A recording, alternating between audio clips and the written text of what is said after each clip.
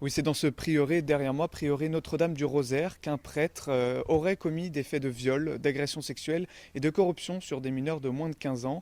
Le prêtre a été placé en garde à vue le 12 octobre, puis placé en détention provisoire le 14. Le même jour, le parquet ouvrait une enquête. Alors c'est grâce au témoignage d'une victime qui a eu le courage de s'exprimer que ce scandale éclate. La victime s'est exprimée auprès de l'abbé Ramé qui officiait ici. Aujourd'hui, l'abbé exprime son soutien auprès des 19 victimes connues à ce jour. Il faut que d'abord l'agresseur répare, voilà, parce que ça ne suffit pas de regretter, il faut qu'il répare, voilà, par la peine qui sera la sienne. Et puis nous aussi, il faut qu'on répare auprès des victimes, en s'occupant des victimes, en étant attentif, voilà, à leur disposition, et qu'ils sachent vraiment qu'ils ont été entendus, qu'ils ont été compris. Hein, c'est important. Voilà, nous on vise à leur reconstruction. Il restera certainement des blessures, des plaies. L'abbé exprime aujourd'hui une position claire de soutien aux victimes. Et pourtant, ce n'est pas la première fois que la fraternité Saint-Pie-X, une fraternité traditionnaliste en marge de l'Église catholique, est impliquée dans des affaires de pédophilie. Des barbelés comme point final après plus de 15 ans de cauchemar. Cette histoire, c'est celle de l'abbé A, un prêtre valaisan, membre de la fraternité Saint-Pie-X, condamné à 5 ans de prison dont 3 fermes pour abus sexuels sur mineurs. Sa peine aurait dû être appliquée immédiatement, mais il faudra attendre près de 3 ans pour qu'il soit arrêté et placé en prison. Un calvaire pour ce couple franco-belge dont le fils a été abusé. Je pense que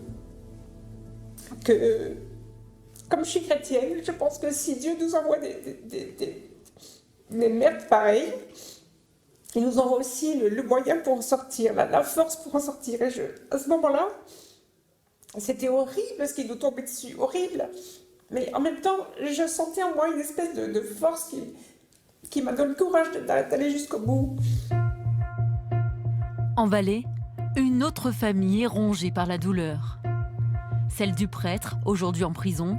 Son père crie à l'erreur judiciaire. Pour la première fois, il prend la parole pour son fils, convaincu de son innocence. Toucher un enfant, c'est ignoble, c'est immonde. Mais toucher un enfant, quand on est adulte, c'est immonde. Mais quand on est prêtre, c'est innommable. Mais si lui crie son innocence, est-ce qu'on ne doit pas lui accorder une petite oreille? Pour le moment, ça ne s'est jamais fait, en tout cas. 2 familles déchirées que tout oppose, et au milieu, une congrégation ultra-conservatrice, celle d'Ecône, qui se retrouve au cœur d'un scandale de pédophilie. Enquête sur un interminable chemin de croix.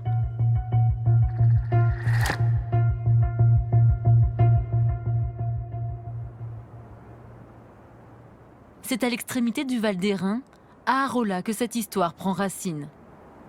Nous sommes en juillet 2005. Ecône organise alors un camp de vacances pour une quarantaine de jeunes de la fraternité. L'abbé A est invité quelques jours à parler de sa récente mission en Argentine aux enfants. Mais une nuit tout bascule, un jeune voix de 9 ans l'accuse d'avoir eu des gestes déplacés. Des faits graves que l'abbé a toujours contestés. Pendant la nuit, un enfant est tombé du lit, un enfant qui avait toujours le sommeil, un sommeil agité, est tombé du lit d'un lit de 1,40 m. Et par souci de sa santé, mon fils s'est levé et a porté secours à cet enfant. Il a posé ses mains sur sa poitrine pour savoir s'il respirait normalement, pour savoir si son cœur battait normalement, et ensuite il l'a réveillé jusqu'à pour voir s'il avait une conscience. Son cerveau n'était pas touché. Donc il l'a réveillé. Et mieux que ça, il ne se cache pas, il lui dit « ça va, ça va ». Tout ça a été interprété comme des gestes déplacés. Au sein de la fraternité, une enquête est menée. Mais après 8 mois, le prêtre valaisan bénéficie d'un non-lieu. L'affaire est classée, mais un document de la fraternité confidentiel attire notre attention. On y découvre que par prudence et vu qu'un soupçon de crime demeurait, des mesures strictes sont prises. L'abbé sera surveillé sur ses faits et gestes dans ses relations avec les enfants et les adolescents pendant une période de 10 ans. L'usage d'Internet est interdit. L'abbé sera placé dans des postes qui le préserveront de toute promiscuité avec des mineurs et il lui est interdit de participer de quelque manière que ce soit à des camps d'enfants ou d'adolescents pendant la même période. Pourtant, 1 an seulement après Arola, l'abbé est envoyé en Belgique par la fraternité. Nous sommes dans la banlieue sud de Bruxelles. Le Valaisan est placé dans cette paroisse collée à une école, toutes deux gérées par la fraternité. L'abbé A se retrouve même à surveiller le dortoir de manière occasionnelle. C'est ici que dormait le fils de Florence et Carlo Peters. Aujourd'hui, le couple a rendez-vous avec leur avocat. Moi, le soir, quand je rentrais du travail, je trouvais cet abbé dans le dortoir des garçons. Je le trouvais par terre, assis par terre, en train de jouer au Duplo Lego avec les enfants, qui étaient tout proches de lui, souvent assis sur les genoux. Et donc, tout indiquait une bonne entente et on n'imagine pas le mal là-dedans. Ce n'est qu'après une discussion entre parents d'élèves que la maman découvre l'impensable. J'y croyais pas du tout. Parce que c'est impossible dans ce milieu-là. Enfin, Inconcevable. C'est inconcevable. On fait tout pour sortir nos enfants du monde, pour qu'il n'y ait aucune influence néfaste sur le monde. D'où notre choix de mettre nos enfants dans ces écoles qui sont très, très fermées, pour que nos enfants soient vraiment, alors maintenant je dirais dans une bulle, mais autrefois je n'aurais pas dit dans une bulle, je dis protégés du monde extérieur et de l'environnement extérieur. Brutalement, la bulle explose. Avec ces mots d'enfant, voici ce que leur fils de 8 ans déclare alors à la police. Le soir, il y avait un abbé qui s'appelle Monsieur A, qui venait dans la chambre et il baissait notre pantalon. Et il suçait notre kiki. Il savait pas que je faisais semblant de dormir, donc il faisait. Et moi, je n'ai jamais osé le dire. Il n'aurait pas dû être mis dans une école. On aurait dû le faire soigner. Si ses supérieurs l'avaient aimé comme... Je sais pas, comme des parents aiment leur enfant, ils auraient dû le faire soigner. Ils auraient dû avoir le courage d'en parler aux parents et de dire, voilà, il faut le faire soigner. En 2015, lors du procès, l'abbé sera relaxé faute de preuves. 6 enfants sont interrogés, 3 iront jusqu'au tribunal. Mais pour les juges, le doute subsiste. À l'époque, l'épisode d'Arola n'est pas connu. Nous avons rencontré un homme qui a grandi dans le giron de la fraternité et suivi ce dossier au plus près. Aujourd'hui, il parle sous couvert d'anonymat. Pour lui, la fraternité a délibérément caché des informations à la justice. Elle a étouffé l'affaire de 2005, elle a tenté d'étouffer l'affaire de Bruxelles. Il n'était plus possible de l'étouffer, mais à ce moment-là, elle a fait de la rétention d'informations sur les antécédents de l'abbé A en 2005 et la rétention de preuves, à savoir un enregistrement qui était tout à fait incriminant pour l'abbé A et qui s'est avéré d'ailleurs décisif.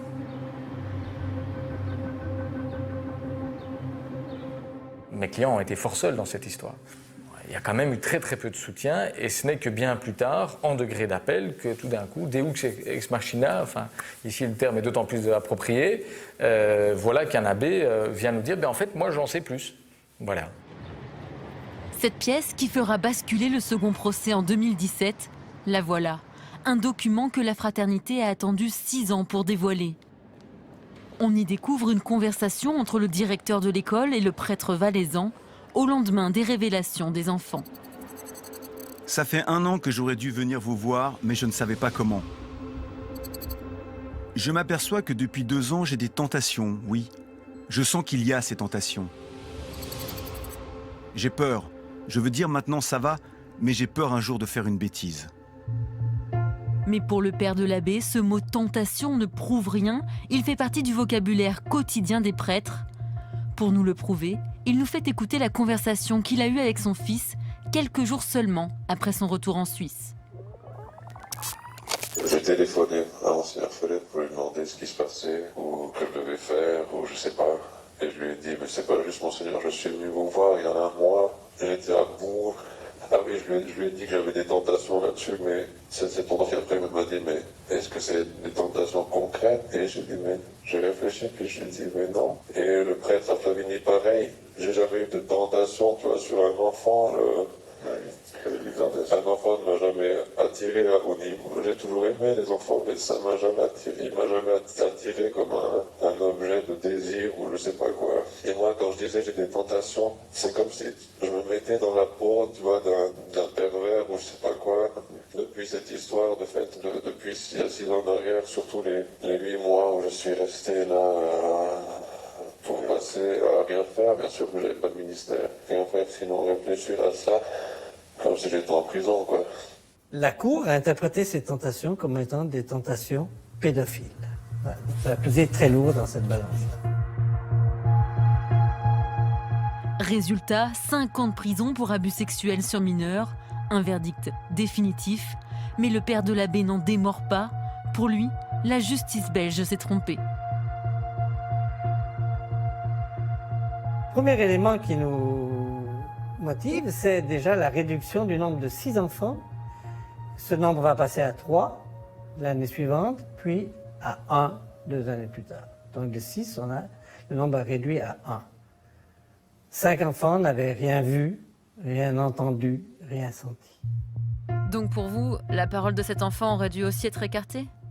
Quelle valeur a un témoignage un mois après pour un enfant qui doit rassembler dans sa tête des souvenirs qui remontent à 1 mois en arrière? Reste que la justice a tranché, mais au lieu d'aller en prison, l'abbé rentre en Suisse. Lorsqu'ils l'apprennent, c'est la douche froide pour les Peters. On avait été invités à un mariage peut-être 8 mois après, et on nous dit qu'il est libre. Des gens me disent, mais je l'ai vu. Je dis, c'est pas possible. Enfin, pour nous, il était en prison. Et alors, on était foudrage. Donc, on prévient la fraternité. On dit, mais enfin, il est libre. Faites quelque chose. Écoutez, si vous êtes responsable d'une organisation et un ancien membre de votre organisation est condamné et se promène, et vous le voyez se promener, vous avez le verdict en main. Parce qu'il l'avait. Est-ce que vous n'aurez pas l'idée d'aller vous renseigner auprès des autorités juridiques, en signaler cela, en disant « Bien, c'est étonnant, quelle est la situation de cette personne ?»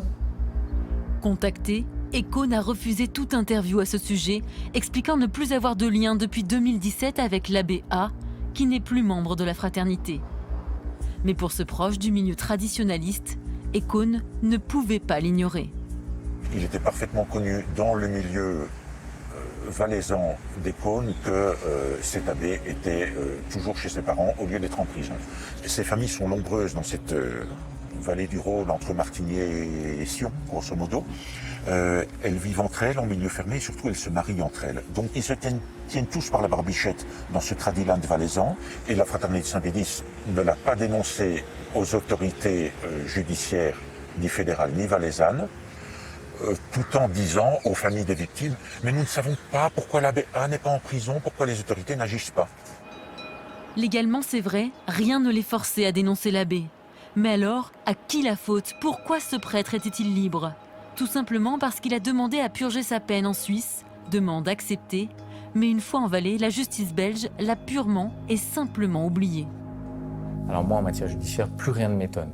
Tout arrive. Il n'y a pas moins organisé comme secteur que le secteur judiciaire. C'est quelque chose que je vis depuis 15 ans. Donc ça ou autre chose, ça ne m'étonne plus. Mais c'est tragique. Un couac administratif qui a permis à l'abbé de vivre pendant 3 ans dans un maillet familial. Il n'était pas en fuite et ne se cachait pas, explique son père, mais ce n'était pas à lui à se rendre aux autorités. Il n'a pas pensé qu'on devait devancer la justice, mais oui, peut-être la question peut se poser. Vous en connaissez beaucoup, vous, qui iraient dire on attendait. C'était très dur. C'était des années de survie. On attendait jour après jour l'arrivée du billet d'écrou. C'était très angoissant. On était finalement tous dans une prison psychologique. C'était très difficile. Nous avons cherché à comprendre si les autorités valaisannes connaissaient ce dossier. Pour ça, nous nous sommes rendus à Fuy, petite commune où l'abbé recevait son courrier. Le président l'assure, il n'était au courant de rien. Est-ce que vous saviez, est-ce que vous avez protégé cet individu? Ah non, je crois qu'en aucun cas nous avons protégé cet individu. Au contraire, je crois qu'à partir du moment où on a eu les alertes assez sérieuses vis-à-vis, notamment en relation avec des emails et autres documents, à ce moment-là, on s'est vraiment posé les questions. Et puis l'autorité qui était habilitée à prendre des décisions administratives, soit le Conseil d'État et l'application des peines, a pris le dossier en main par rapport à certaines choses. Nous avons 1000 personnes par année qui déposent des papiers ou qui, cas échéant, les enlèvent. On ne peut pas non plus chaque fois faire une acquisition. Alertés par les médias, les autorités valaisannes décident finalement d'intervenir. Le 12 juin, en moins de 10 heures, tout s'accélère. L'abbé est localisé puis arrêté par la police. La famille a collaboré, ça s'est passé aussi dans le calme et je crois que ça, dans la situation qu'on vivait très spéciale, pour des faits qui sont, eh bien, je dois quand même le dire, ça s'est très bien passé avec une famille qui collaborait.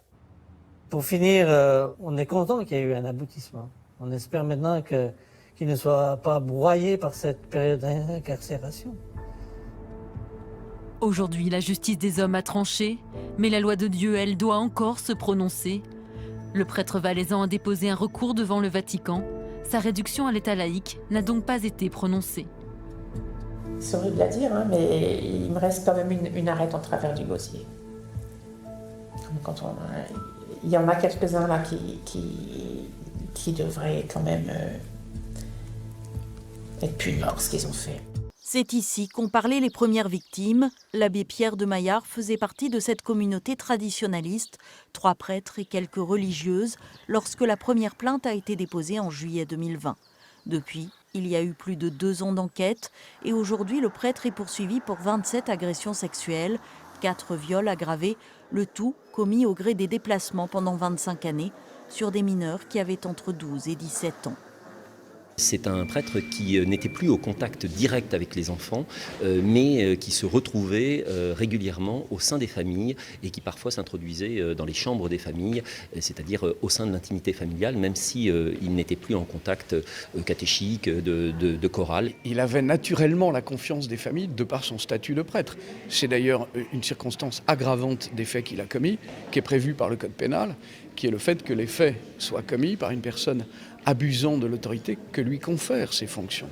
Le procès se tiendra à huis clos, 4 victimes étant encore mineures. La plupart des parents se sont portés partie civile, ainsi que la communauté dans laquelle Pierre de Maillard a officié pendant toute sa carrière. La fraternité Saint-Pie X s'est portée partie civile pour être aux côtés des victimes qui ont vécu des faits abominables et pour les soutenir. Elle-même a été aussi abusée par ce prêtre qui était à l'époque prêtre et qui a réussi à les tromper. Ce lundi, le tribunal devait examiner la personnalité de l'accusé avec notamment l'audition du responsable du prieuré Notre-Dame du Rosaire où exerçait en 2020 l'abbé Pierre de Maillard.